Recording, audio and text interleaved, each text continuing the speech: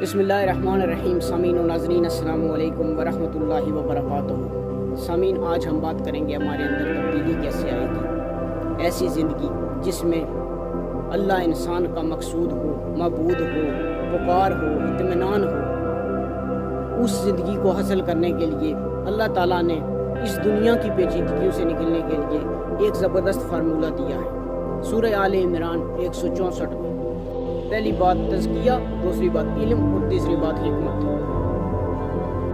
اس پوری آیت کے کنٹیکسٹ میں اللہ تعالیٰ ان منہ سے کہتا ہے کہ اللہ تعالیٰ نے بڑا احسان عظیم کیا ہے کہ انہوں نے اپنا رسول مبعوث کیا۔ وہ اپنا رسول ان میں کیا کام کرتے تھے؟ ان کا تزکیہ کرتے تھے، انہیں علم سکھاتے تھے، انہیں حکمت کی باتیں بتاتے تھے۔ اس سے پہلے وہ کھلی گمراہی میں تھے۔ اس آیت کا لب لباب جو ہے یہ ہے تزکیۃ النفس۔ انسان کو ہر اس عیب سے پاک کرنے کے سلسلے کا نام ہے جس میں انسان کے اندر حسد، تکبر، کینہ، بغض، کاہلی اور ڈپریشن، ہر طرح کی بیماریوں کا شکار ہو۔ اس کو پاک کرنا، اس کی جگہ پر اللہ کی یاد، اللہ کا ڈر، اللہ کا خوف، اللہ سے رجا، اللہ سے امید اور اللہ کی ذات پر کامل اعتماد رکھنا کہ وہی ذات تھی، وہی ہے اور وہی رہے گی۔ اس کے بعد دوسری چیز ہے علم، چیزوں کا علم، اللہ کے حقوق کا علم، لوگوں کے حقوق کا علم۔ جس شخص کے پاس علم نہیں، وہ یہ نہیں جان سکتا حق کیا ہے، باطل کیا ہے، سچ کیا ہے، جھوٹ کیا ہے۔ انسان یہ نہیں جان سکتا۔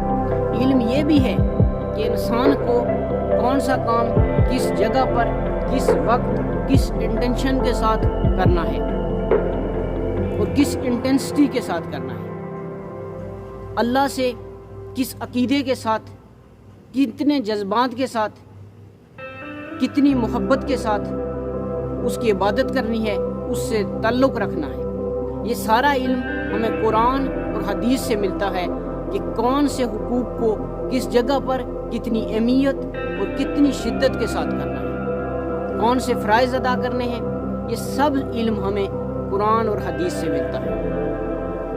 اس کے بعد تیسری بات، جب تزکیہ بھی ہو گیا، علم بھی آ گیا، اس کے بعد تیسری بات ہے حکمت، یعنی کہ جو علم حاصل کیا اس کو لوگوں تک پہنچانا، اپنی بات کو لوگوں تک پہنچانا۔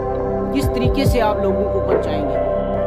اگر یہ تین چیزیں نہیں ہوں گی تو انسان دنیا میں اپنا سکون تلاش کرے گا، جو اسے کبھی نہیں مل سکتا۔ جب بھی دنیا میں کوئی بھی فتنہ فساد ہوا، ان تین چیزوں کے ان بیلنس کی وجہ سے ہوا، یعنی ان میں بیلنس نہ ہونے کی وجہ سے ہوا۔ انسان کے پاس پہلی تو بات ہے، انسان کے پاس نفس پاک نہیں ہوتا۔ اگر نفس پاک ہو، علم نہیں ہوتا۔ علم ہو بھی، نفس پاک بھی ہو، پھر بھی انسان کے پاس حکمت نہیں ہوتی، کون سا کام کس انٹینشن کے ساتھ، کس انٹینسٹی کے ساتھ کرنا ہے۔ جب بھی انسان اس دنیا میں فتنہ اور فساد کرتا ہے، وہ اس نیچرل بیلنس سے آؤٹ ہو جاتا ہے۔